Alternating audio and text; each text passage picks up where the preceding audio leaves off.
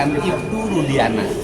Saya katakan sekali lagi, laporannya adalah laporan terhadap Rudiana, bukan Ibtu Rudiana. Kenapa laporannya terhadap Rudiana? Karena yang dilaporkan Pak Rudiana sebagai sipil yang memberikan laporan, ya kan? Sebagai warga sipil dia memberikan laporan, kemudian ditangani oleh Ibtu Rudiana sebagai polisi. Itu peristiwanya. Kemudian bagaimana materi isi laporannya, kemudian bagaimana perkembangannya laporan sampai saat ini, dipersilahkan yang di samping kiri saya untuk menyampaikan jawabannya. Ya, baik rekan-rekan sekalian, kami hari ini membuat laporan terhadap Rudiana sudah selesai dan ini laporannya, bukti tanda terima laporannya ya sudah diterima. Jadi atas selesainya pelaporan ini kita harapkan pihak kepolisian ya dalam hal ini untuk segera melakukan penyelidikan ya kan terhadap laporan yang kami berikan beserta dengan semua bukti yang kami sampaikan. Dalam hal ini rekan-rekan sekalian, seperti press conference yang tadi kami sampaikan bahwa kami selaku kuasa hukum dari terpidana Hadi ya yang melaporkan dari 6 terpidana yang lain ya. Hari ini hanya terpidana Hadi yang melaporkan kepada Rudiana kan gitu kan atas perbuatan yang kami laporkan ya.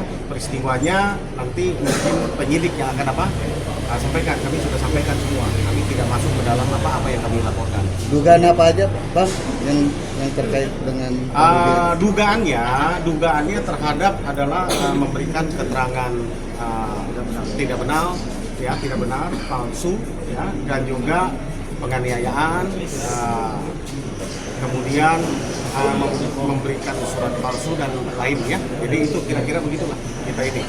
Berarti ada pengakuan dari terpidana kalau ada yang dianiaya? Oh iya, ya mereka membuat surat pernyataan di atas tulisan tangan bahwa mereka dianiaya dan makanya memberikan kuasa oleh karena mereka ada di dalam lapas kan, sehingga tidak bisa datang, maka kami sebagai kuasa hukum kami melaporkan. Apa aja yang dianiaya? Pak, dianiaya oleh Rudiana ini siapa aja yang bentuk penganiayaan? Mungkin Bang Ruli bisa sampaikan ya, bentuk penganiayaan. Macam-macam ya bentuk penganiayaan yang dialami oleh klien kami, dari mulai injak-injak, kemudian pukulan, kemudian gembok kepala, dikenakan kepala sampai pecah kepalanya dan lain sebagainya. Ya itulah yang menurut saya hari ini masih ada hal seperti itu gitu ya. Tapi kita lihat nanti, kita uji aja nanti oleh penyidik apakah laporan kami ini bisa dipertanggungjawabkan atau tidak. Ya tadi juga ada yang bilang bahwa ini terpidana ini suruh minum air kencing segala kan ini hal-hal yang sebetulnya udah di luar kemanusiaan lah ya. Jadi saya pikir laporan ini baru dugaan. Ya kami minta untuk penyidik atau untuk Polri untuk membedah ini semuanya. Karena masalah ini tentu dengan rangkaian laporan yang kami lakukan itu semua akan menjadi novum buat kami. Jadi di sini nggak ada unsur balas dendam, tapi kita mendudukkan sesuatu sesuai dengan porsinya. Kita mencari kebenaran material. Pasalnya ada berapa aja? Dokter Alsido mungkin bisa. Iya, boleh. Ya, Pak, jadi mungkin pertama-tama kami mengapresiasi ya, menyambut baik bahwa laporan ini diterima. Ya, ini menunjukkan konsistensi daripada Pak Kapolri juga yang memang ingin supaya yang dahulu yang tidak dilakukan dengan dasar penyidikan scientific crime investigation ini menjadi pintu pembuka juga. Jadi sekali lagi ini bukan urusannya dengan instansinya, tapi ya seperti tadi disampaikan oleh Kang Deddy, ini terhadap personal. Karena memang inilah yang menjadi persoalan yang membuka permasalahan sampai dengan klien ini, para klien menjadi terpidana, ya, karena daripada Pak Rudiana ini laporannya, jadi model B itu. Nah ini kami harapkan dengan adanya laporan ini diterima, semoga nanti kebenaran ini bisa dapat diungkapkan. Pasalnya sendiri diterapkan pasal berapa aja? silakan Pak Direk. Ya, silakan pasalnya dibaca. Pasalnya yang kami laporkan ada 422 ya, pasal 351, pasal 333, 335, 242 ya, antaranya itu. Nanti kita biar penyidik lah yang apa namanya yang menentukan ya. Masing-masing ancamannya sendiri Bang. Bang, masing-masing ancamannya sendiri berapa Bang?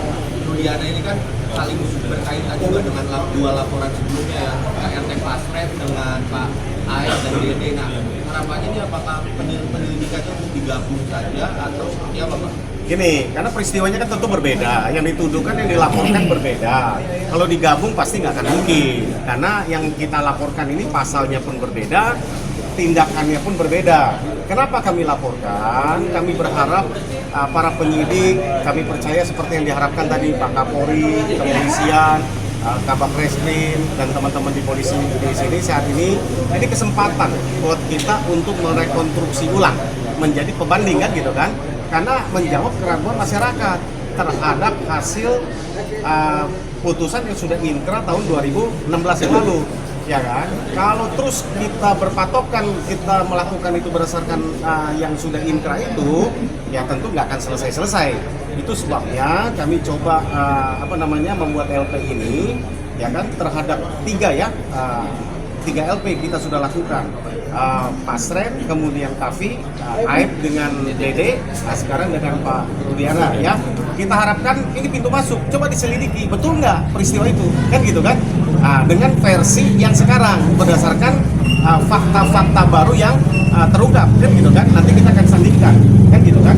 Apakah peristiwa itu benar masih seperti rangkaian peristiwa tahun 2016 yang diputuskan sampai Mahkamah Agung atau ada fakta baru, gitu kan? Nah, itu harapan kami. Sehingga harapan kami ada sekali lagi, tolong kepada para penyidik ya, kepada Kabak Reskrim, Kapolri, ya tanganilah ini sesuai dengan prosedur, tanganilah ini sesuai dengan harapan masyarakat, pencari keadilan, bukan untuk yang salah dibenarkan atau yang benar disalahkan. Kami juga nggak mengharap begitu. Kalau memang peristiwanya begitu, tolong hadirkan kepada kami bukti-bukti itu yang kami laporkan itu, ya kan? Sehingga kalau memang para terpidana klien kami ini bersalah, nggak apa-apa. Tapi sampai saat ini kami meyakini bukan mereka pelaku, kan gitu kan? Bukan mereka pelaku dalam peristiwa tahun 2016 yang lalu dalam kasus ini. Gitu demikian. Bukti yang kita bawa banyak ya, ada surat kuasa pertama itu pasti untuk melapor. Yang kedua adalah BAP, kan gitu kan? Ada putusan pengadilan 03 dan 04 kita lampirkan. Kemudian ada digital ya, ada potongan-potongan video. Kemudian ada pernyataan dari para terpidana dan juga yang lain, saksi yang lain. Potongan video ini potongan video penganiayaan kah atau apa? Oh bukan. Ya nantilah biar penyidik yang akan ya. Kita nggak masuk lagi, kita bukan membuka semua ini. Kalau bukti penganiayaan ini apa aja bukti yang disampaikan? Pengakuan. Pengakuan dan saksi. Dan ini masih ada kan? Dan masih ada Foto-foto ada Bang? Foto-foto? Ada banyak. Cari aja di Google banyak itu kan. Iya dicantumkan. Itu kan sudah dari ini di Google banyak. Ya baik, bahwa kita hari ini tidak memiliki tujuan untuk mempidanakan orang, tidak memiliki tujuan untuk mempenjarakan orang. Kita punya tujuan untuk membebaskan orang. Nah kemudian menuju arah pembebasan itu harus melalui proses seperti ini, karena ini jalan yang terbaik menuju pembebasan. Dan kemudian yang berikutnya adalah apa yang kita cari? Yang kita cari adalah rasa keadilan masyarakat. Yang bersalah harus dinyatakan bersalah dan yang tidak bersalah harus dibebaskan. Kemudian agar tidak terjadi simpang siur yang terus-menerus berkembang di masyarakat, sebaiknya Mabes Polri meskipun putusan hukumnya belum berubah karena kita baru mengajukan PK, tetap harus melakukan penyelidikan. Di antaranya investigasi yang dilakukan Mabes Polri adalah menentukan apakah peristiwa Eki dan Tina ini peristiwa pembunuhan atau peristiwa kecelakaan. Nah ini yang harus segera dilakukan oleh Mabes Polri. Saya pikir Mabes Polri memiliki kemampuan menganalisis peristiwa ini secara baik. Karena apa? Karena tahun 2016 itu belum jadul. Masih tahunnya adalah tahun digital. handphone dari para terpidana masih ada. Itu kan tinggal handphonenya dinyalakan, CCTV. kemudian dibuka handphonenya, itu akan terbuka kelihatan percakapannya, posisi para terpidana di mana, sehingga kita tidak cocok logi berdasarkan sains. Kemudian yang berikutnya juga saya meminta agar CCTV-nya juga dibuka. CCTV yang dibuka bisa dua. Yang pertama, kalau ingin mengejar tuduhan pelemparan, buka CCTV-nya Indomaret. Karena posisi mereka, SMP 11 itu di sampingnya ada Indomaret. Kalau kemudian CCTV terjadinya peristiwa kematian Eki dan Vina, itu kan ada di flyover. Kemudian dari sisi letak geografis, saya juga ada pertanyaan besar dari saya. Pertanyaan besarnya adalah, peristiwa Eki dan Vina meninggal itu di flyover berada di posisi Kabupaten Cirebon. Tetapi kenapa ditangani oleh Polresta Cirebon? Ini juga pertanyaan yang mesti dijawab sebenarnya dari sisi aspek SOP penanganan yang harus dilakukan. Itu saja pernyataan dari kami. Semoga pelaporan ini adalah pelaporan yang akan segera ditindaklanjuti, dan hari ini Bareskrim Mabes Polri menjawab keraguan publik. Apakah Pak Rudiana bisa dilaporkan? Apakah pelaporannya akan diterima? Apakah akan diproses? Dan ternyata Bareskrim Mabes Polri menerima dan akan memproses. Untuk itu saya mengucapkan terima kasih pada Pak Kapolri, kepada Pak Kabareskrim atas upayanya membuka kasus ini seluas-luasnya agar masyarakat kita bisa mendapatkan keadilan yang terbuka.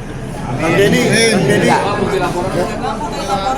Kang Deddy terkait hasil tes DNA Peggy Cianjur gimana? Ya, udah kita ada? hari ini tidak ngomongin tes DNA. Itu kan karena nanti merancui pelaporan di Bareskrim. Jadi fokus hari ini adalah fokus melaporkan Pak Rudiana ke Mabes Polri. Dalam bahasa sederhananya, kan, kau yang berjanji, kau yang mengingkari. Bang, berarti pelakunya tunggal Pak ya? Kang, soal Rasman Kang, soal Rasman melaporkan ini Kang. Ya, Ya Pak, ancamannya berapa tahun Bang? Bang.